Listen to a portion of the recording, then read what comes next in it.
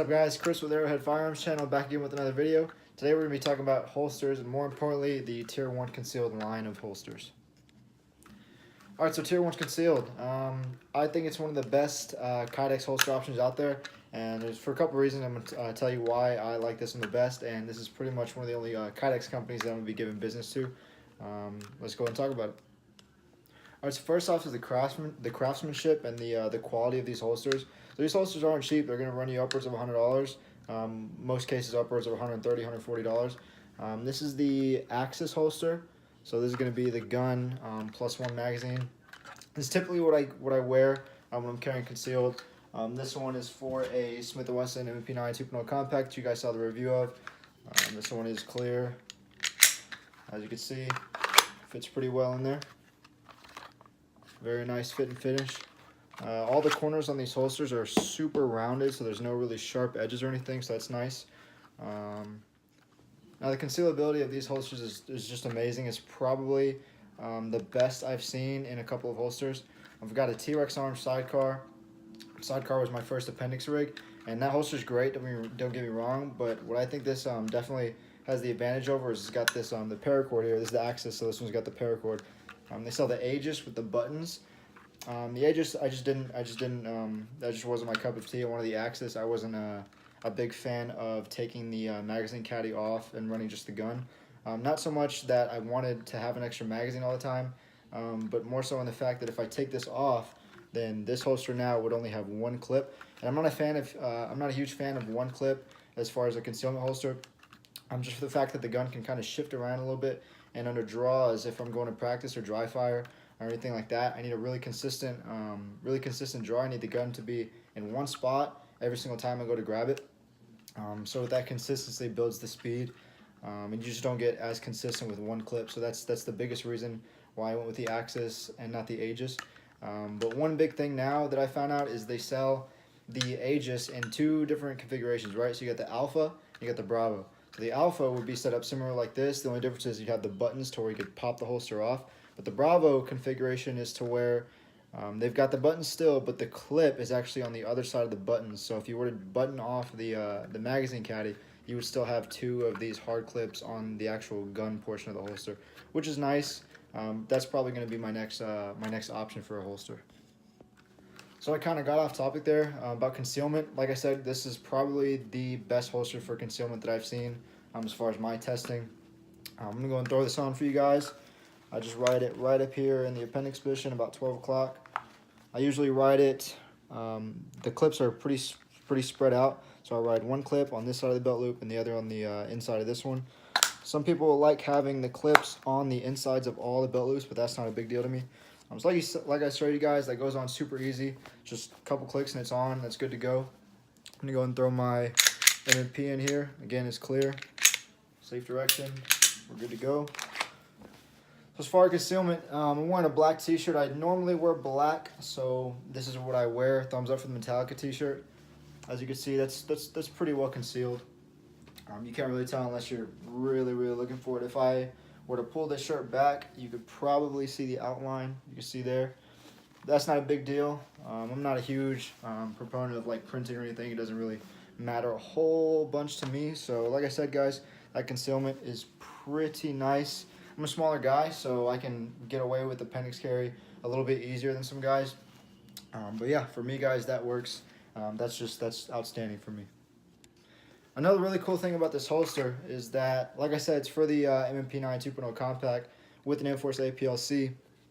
What I found is that it actually fits my full-size M&P even without the light. So you can see this one just rides right in there, and even with a full-size gun, the printing is next to none. And I mean, this gun is, like I said, it's full-size. It's got a full-size grip. It's got a 5-inch barrel, and I am able to carry this completely concealed.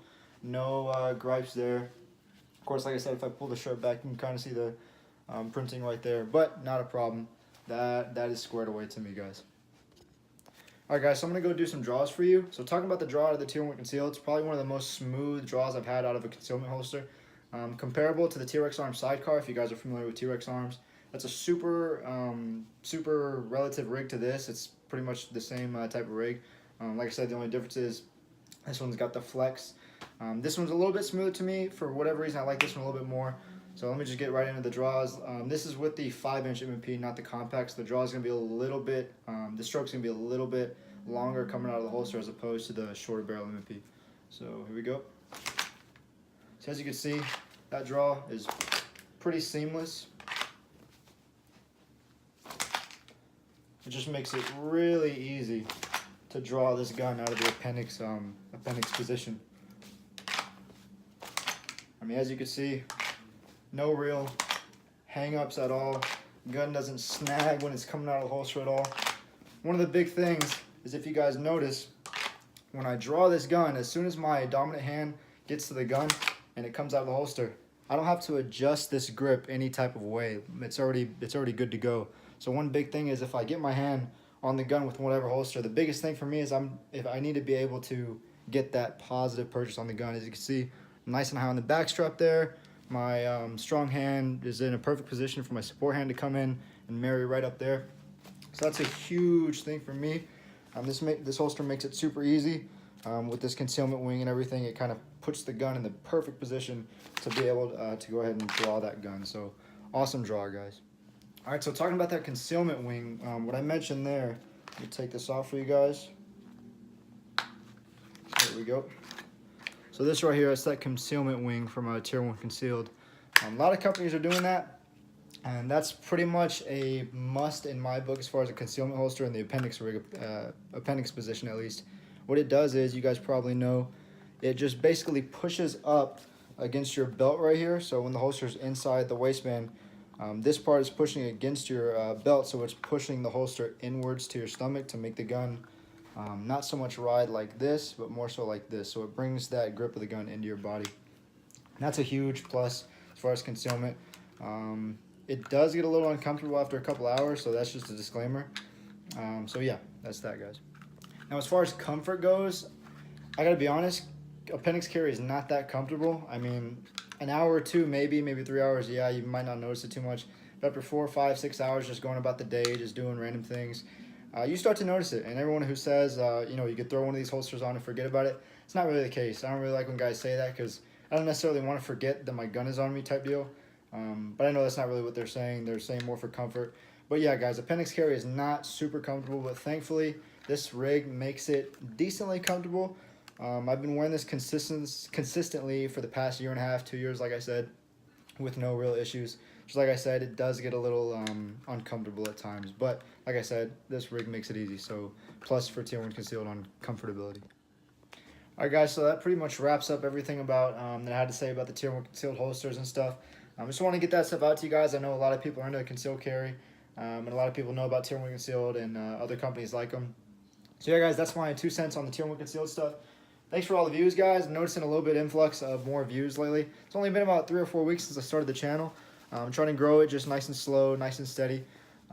Next video, I'm debating on whether or not to do maybe a review or something of this Canik TP9 SFX. This one's rocking a Streamlight TLR3 and a Trigicon RM06 RMR. Pretty awesome setup. Got a couple things I could do some content on. I could do a build overview of this 10.5 inch that I built. Just a 5.56 AR pistol. Pretty sweet build. So yeah, that's pretty much it, guys. Like I said, go ahead and leave some feedback, a like, a comment. Go and subscribe if you guys like the content, and I will see you guys next time.